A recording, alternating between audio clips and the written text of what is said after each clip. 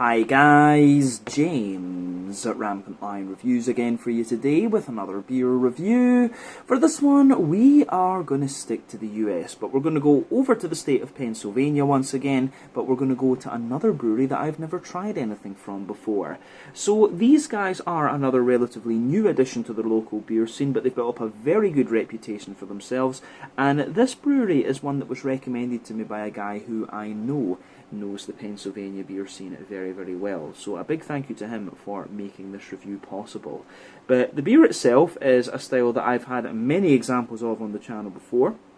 It's a style that's very popular at the moment, and I think it should be quite a nice place to start with this brewery, because I know that these guys are pretty well regarded when it comes to this particular style category. So needless to say, I'm very curious to see what this beer is going to have in store for us. Hopefully it's another good beer. Hopefully it makes for an interesting review, and as always, I hope that you guys watching enjoy my take on this one as well. So yeah, for this review then, we are going to go to a little place called Mifflinburg in Union County, almost right in the centre of Pennsylvania actually, and that means that we're going to have a look at my first beer from Rusty Rail Brewing Company.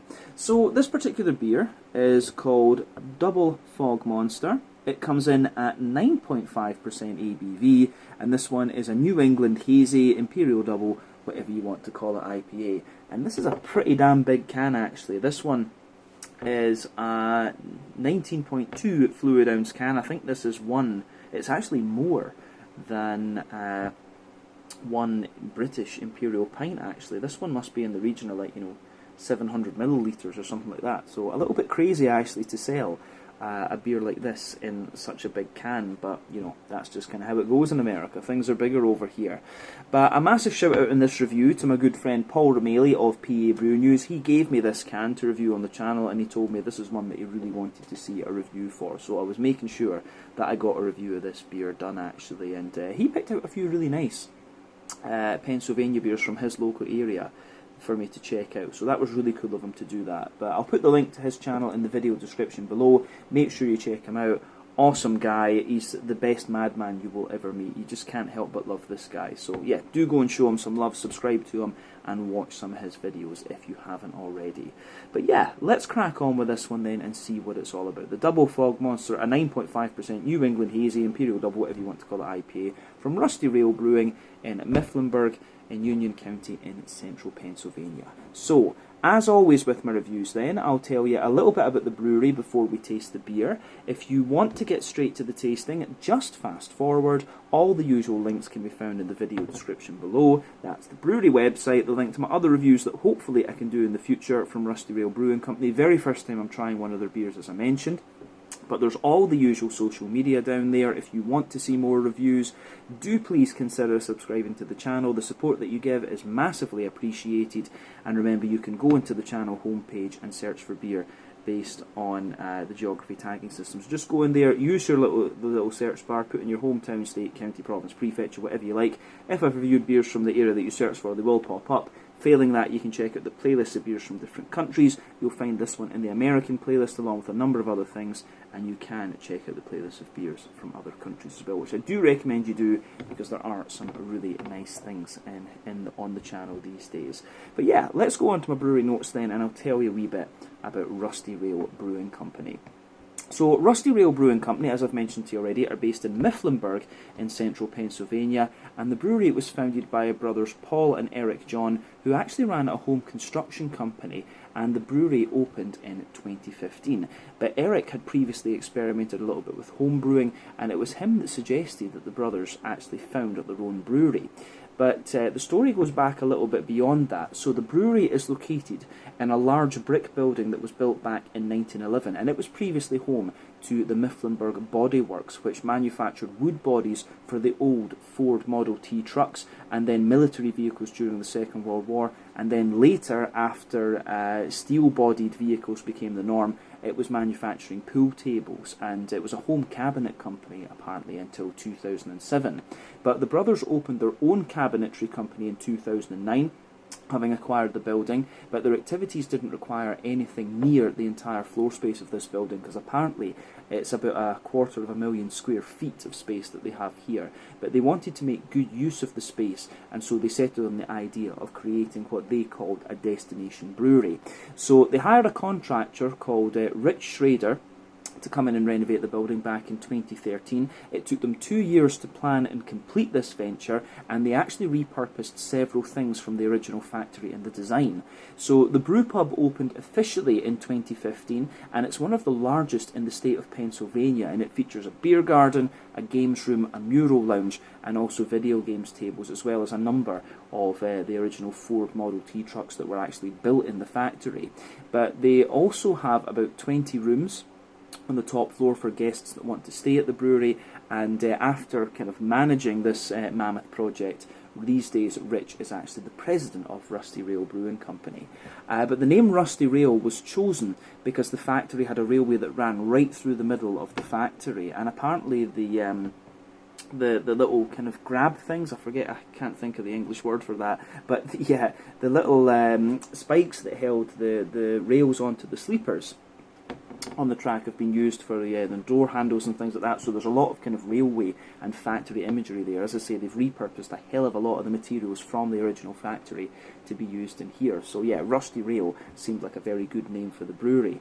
But the brewery started off with a 15-barrel brewing system, and they've expanded the brewery infrastructure quite rapidly over the last few years with new fermentation tanks and all of these kind of things.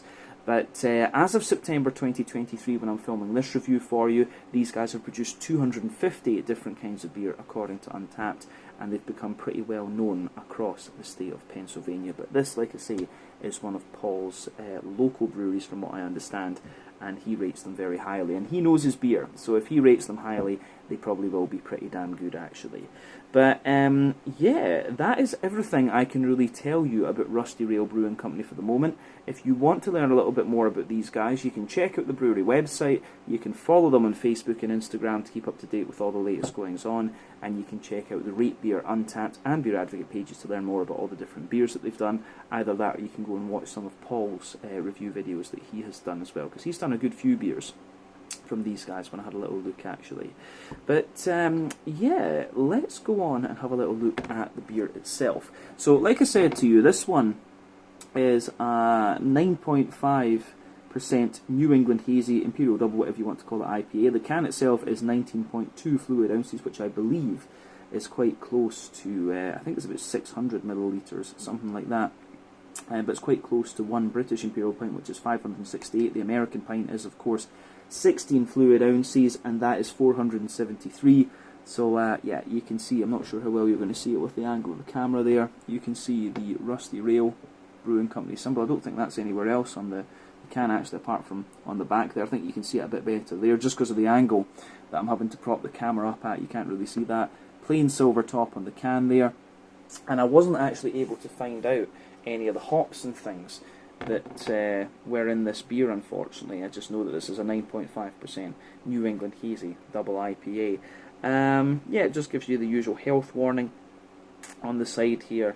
And yeah, it's got the Brewers Independent Craft Brewers Association thing, which you'll see on many different American bottles and cans and things like that. But yeah, Double Fog Monster, 9.5% ABV. Let's get this guy out into the glass and see what we've got. I'm quite curious about this, I have to say. A little bit of smoke on the opening as we open up the can, but yeah, let's get this guy out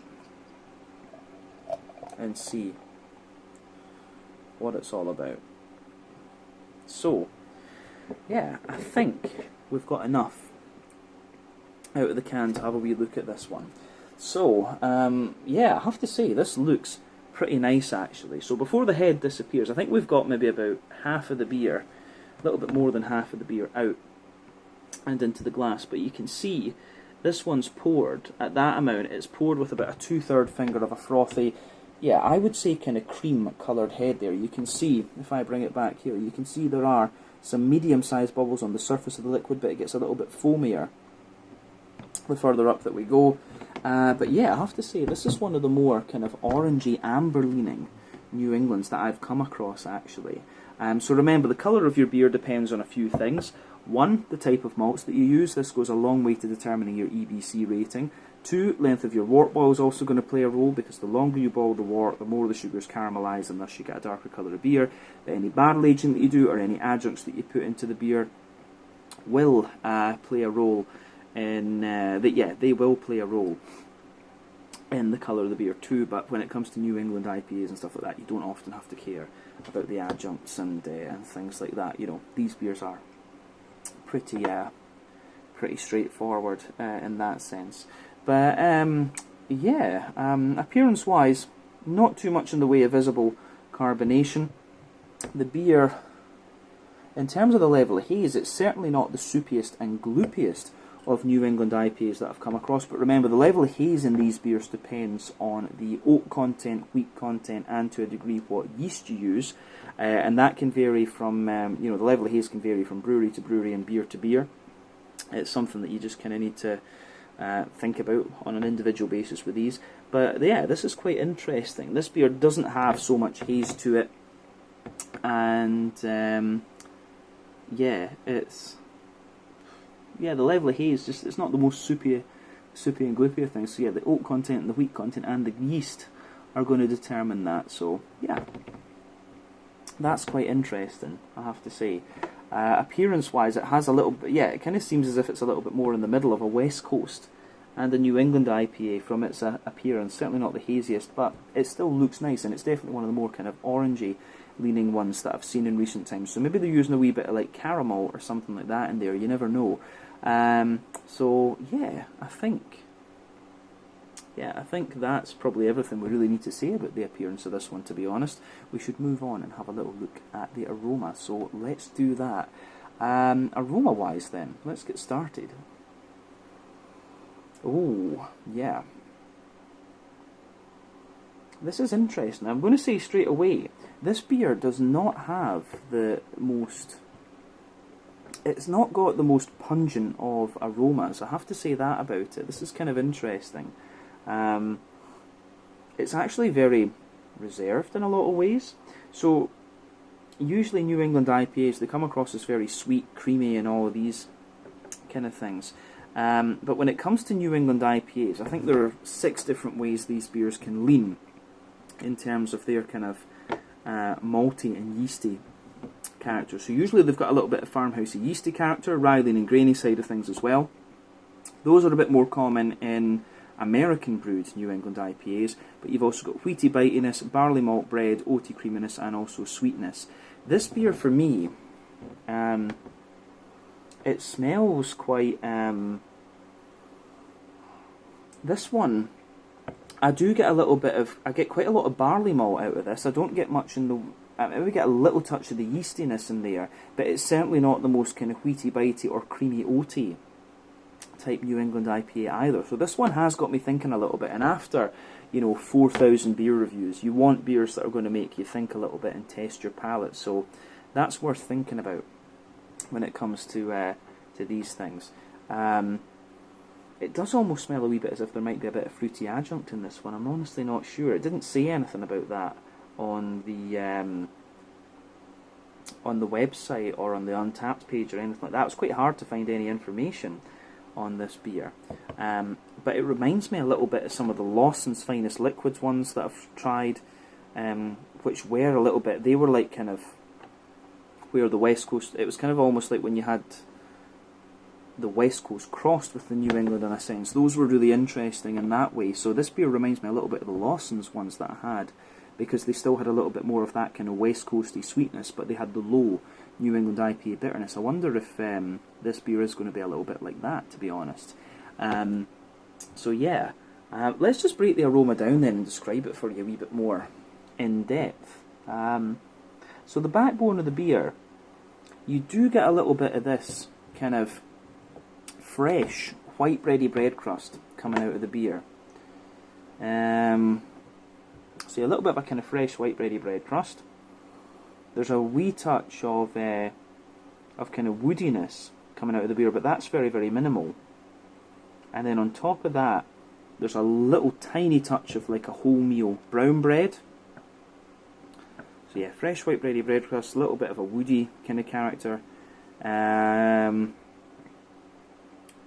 a wee bit of a... You get quite a little bit of fresh white bready character out of this one. So yeah, fresh white bready character. Good little... There's a little touch of wheaty bitiness in there. Yeah, a little bit of a wheaty bitiness coming out.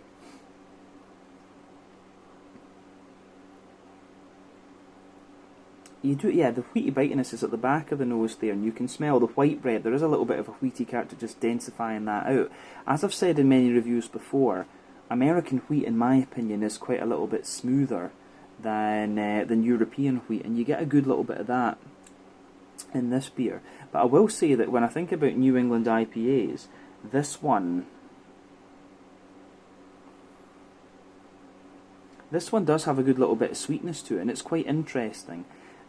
So you've got a little bit of like there's a wee touch of like a toasty kind of brown sugary note coming out of this one. So yeah, a little bit of a toasty brown sugary sort of thing. On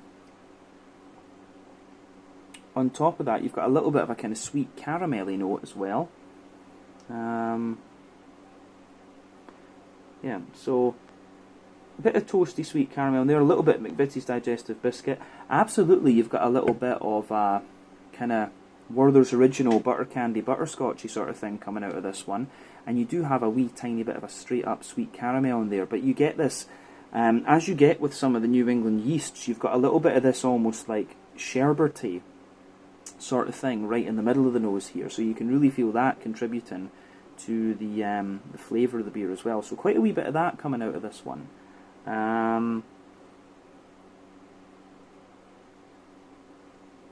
Yeah.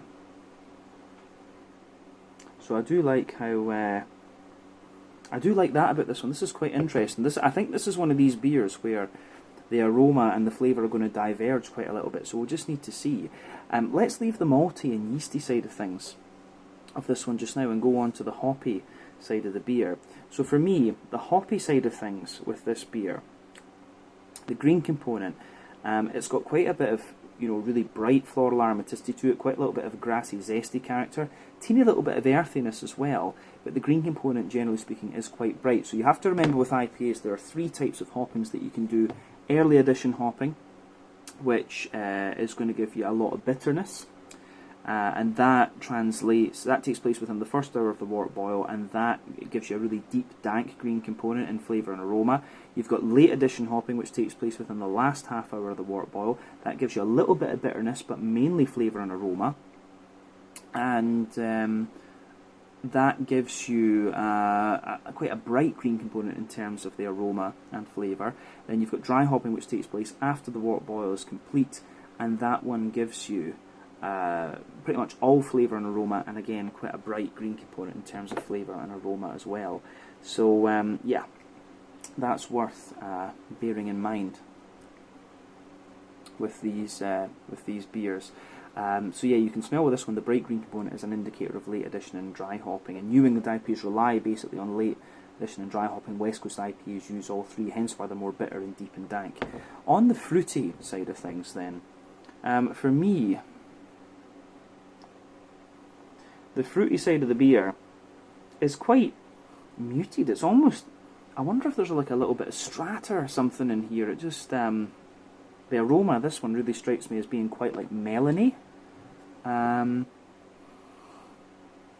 Yeah, I get quite a little bit of melon out of it.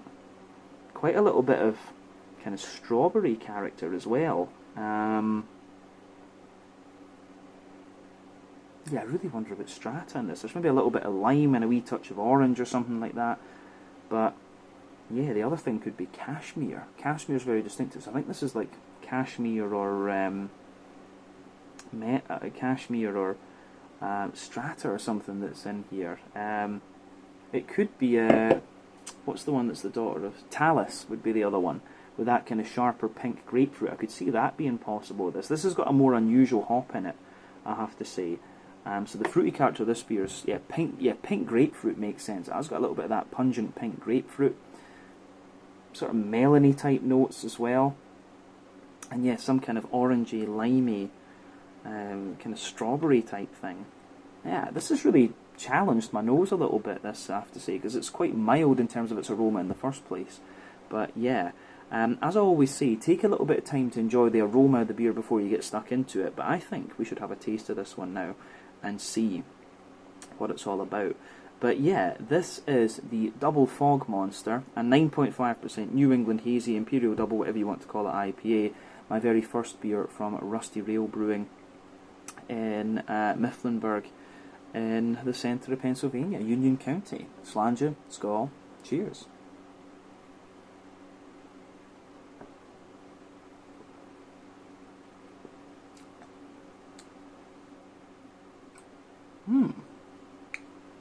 That's quite interesting.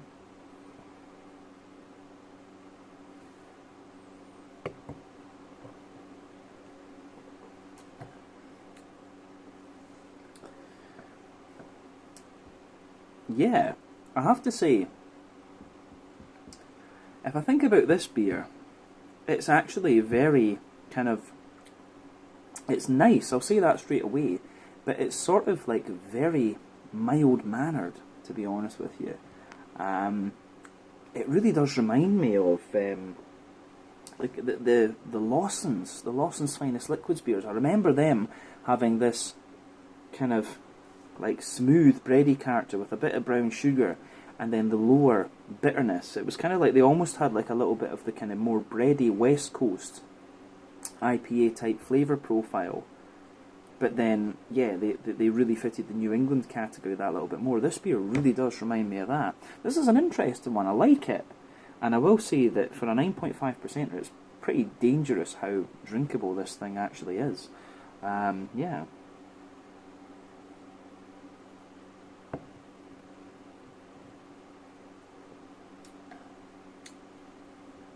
But it is quite a nice beer, actually. Quite soft, quite juicy. Calling it Fog Monster maybe isn't the most appropriate name for it. Juice Monster, I could see. Fog Monster, maybe not so much. But the question should always be, is it a nice beer? And yeah, this is pretty good. But dangerously drinkable for a 9.5%er. Actually, we really have to say that about this one. Yeah. I like that. So, let's focus on the middle third of the palate then and start breaking down the flavour of this beer a wee bit more.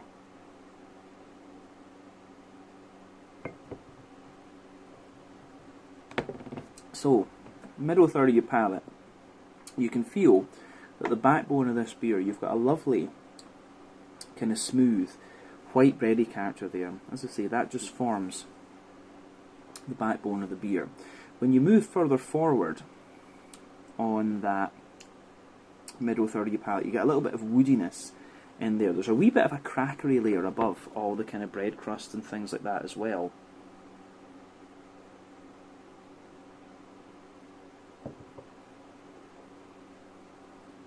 So, you've got the brown bread, above the kind of crackery layer, you get this little bit of a brown bready sort of layer.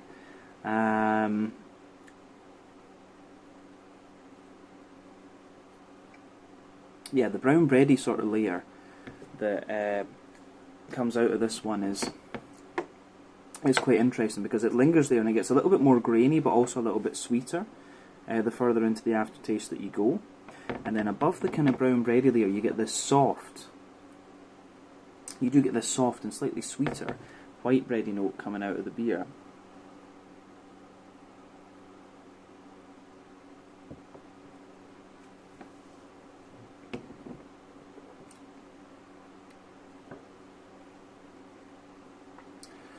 Yeah, kind of soft and slightly sweet white bready character in there. Above that, you can get a little bit of the wheaty character coming out of the beer. And the wheat in this beer has a little bit more kind of bite and almost a little bit of a spicy note to it, which is kind of interesting because generally speaking, I've found that American wheat is smoother than... I found that the American wheat is a bit smoother than the European wheat, to be honest with you. And I think generally speaking the American palate is a little bit sweeter than the European palate, to be honest with you. And that's apparent especially when you drink some of the American brewed lagers and stuff like this. But yeah, you can feel that slightly denser, white bready, wheaty character on top there. It's got a little bit of bitiness, like I said, and then you get some of the oaty notes coming out of the beer. New England IPAs are interesting because the oaty character is usually an indicator of how fresh your beer is. So when you go down the middle line of your tongue in this beer, you can feel that nice, dense, sweet, sort of creamy oaty character out of it. But as you move out toward the edges of the palate, you start to get a slightly drier oaty character coming out of the beer. So yeah, that's absolutely worth keeping in mind with this one, because generally speaking with New England IPAs, the fresher they are, the more creamy the oaty character will be. The older the beer is, the drier the oaty character will be. So just, yeah, keep that in mind.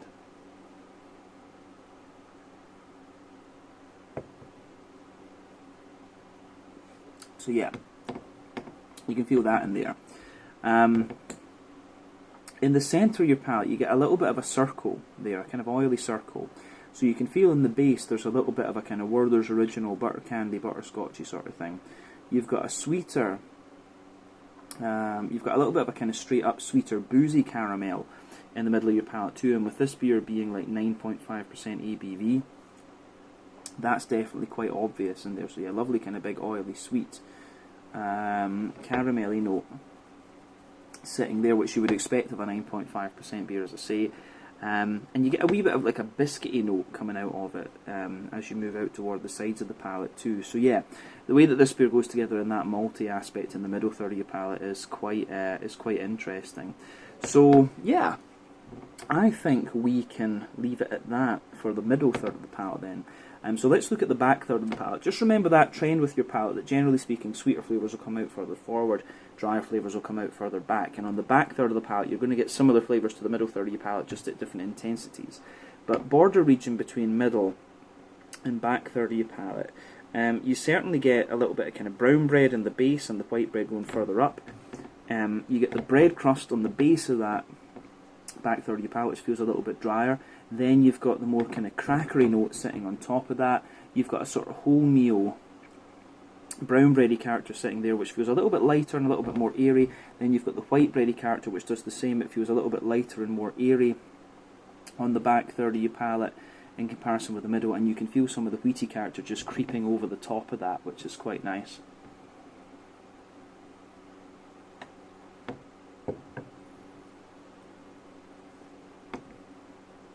So yeah, you can feel that bitey wheatiness in there. But I will say that the more you drink of this beer, the more the whole thing kind of smoothens out a wee bit.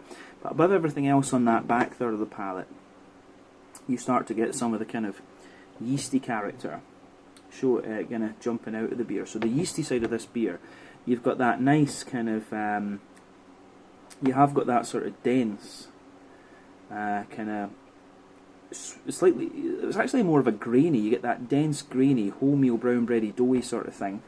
It's kind of wrapped in a little bit of a kind of peppery, bread crusty sort of character. Then you've also got a little bit of a kind of honeycomb note around it. So yeah, you've got a little bit of that kind of honeycomb, brown sugary sort of thing around it too, which is nice. I always get a little bit of honeycomb on the back third of the palate for some reason, but yeah, but definitely you can feel the back third of the palate, the flavour is taller. Then as you come further forward into the middle third of your palate, it just kind of condenses down and squashes together a little bit more.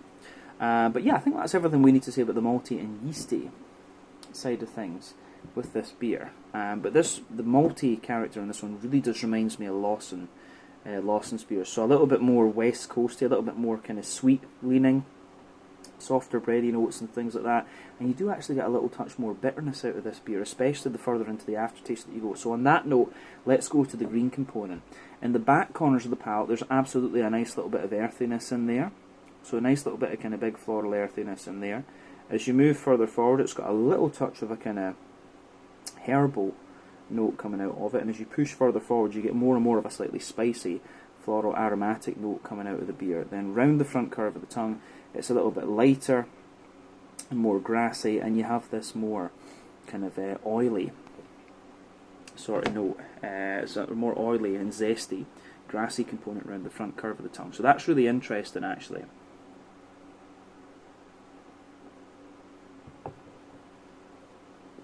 because this is, it's really, the mouthfeel on this one is quite different from the other New Englands that I've had. You could potentially argue that this is an American IPA, but yeah, it shows a lot of it does remind me quite a bit of Lawson. So yeah, that really is an interesting point to make about these. But anyway, let's focus on that front third of your palate then. So the border region between front third and middle third of your palate.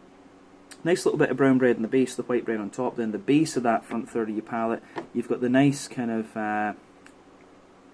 brown bready. Yeah, you've got that nice kind of brown bready, bread crusty base in there. The brown bread on top, white bready character. Then you get that nice oily bubble where the juicy fruity esters roll their way out of the beer. So let's have a wee look at that.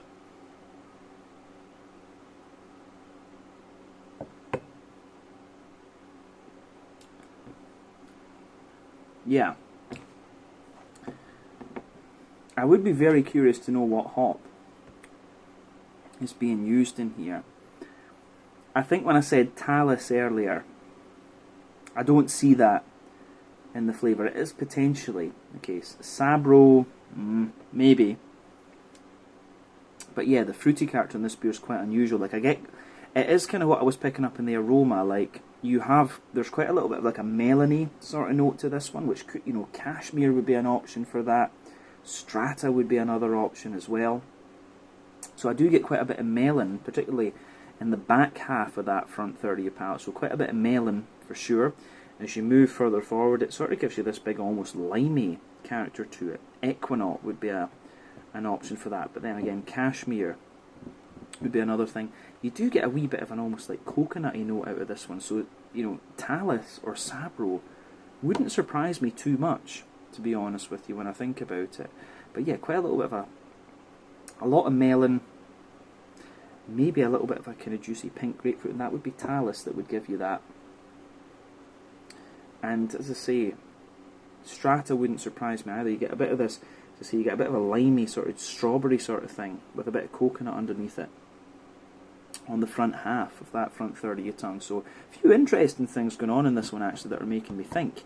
But I think that's everything we need to say about the actual flavour of the beer. So let's go on to the mouthfeel just to round off this review.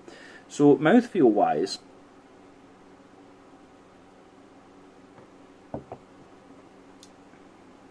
yeah, mouthfeel wise for me, for a 9.5% New England Hazy Double IPA, this beer is actually very light in its mouthfeel. It's almost like mid-bodied, like right in the middle of the spectrum. And if it's a hazy, I would want it to have a little bit more body. But then again, as I say, it does remind me of the, it does remind me of the more kind of Lawson's Finest Liquid type New England IPAs, which were a bit lighter, wetter, and more West Coasty. So yeah, that's why I said earlier it could be termed an American IPA. But mid-bodied, soft carbonation, a little bit wet and a little bit slick and very slightly oily in its mouthfeel. IBU-wise, I want to say this is maybe 50 or 60 IBUs. It does get more and more bitter into the aftertaste. The malt base is a bit grainy underneath. You've got the smooth bready character in the middle and a wee bit of kind of sweetness on top of that. And then you've got the sort of juicier, fruity characters coming out of it as well. So yeah, the way that this beer goes together, I think, is quite interesting, quite different to the other New England IPAs I've had in recent times. But yeah, it does remind me a little bit of the Lawson's ones, in fact, and definitely a kind of slightly sweeter take on the New England style for sure. Yeah, I think we can leave it at that for this one. This has been an interesting beer to try. And I can see why Paul would maybe like this. He likes these more malty beers for sure too. But yeah, this was the Double Fog Monster, a 9.5% New England Hazy Imperial Double, whatever you want to call it, IPA from Rusty Rail Brewing in Mifflinburg, Union County in the centre of Pennsylvania. Definitely cool to try to cover another Pennsylvania brewery here on the channel, especially one that is recommended by Paul of PA Brewing Unit. So let's leave it at that for this review. Once again, thank you for watching my beer reviews. Until the next time, please like, subscribe, share, all the usual YouTube stuff. Let me know your own thoughts on this beer in the comments section below. Let me know what your favourite beers are from Rusty Rail Brewing Company as well. Check out my friend Paul at PA Brew News if you want to see more Pennsylvania beers reviewed more regularly, and I'll see what I can do on the channel going forward. I'm sure Paul and I will be in contact at some point anyway. But thank you again for watching. Check out my social media, check out Rusty Real social media, check out Paul's social media, and I'll catch you guys in another review very, very soon. Slàinte, skål, and cheers.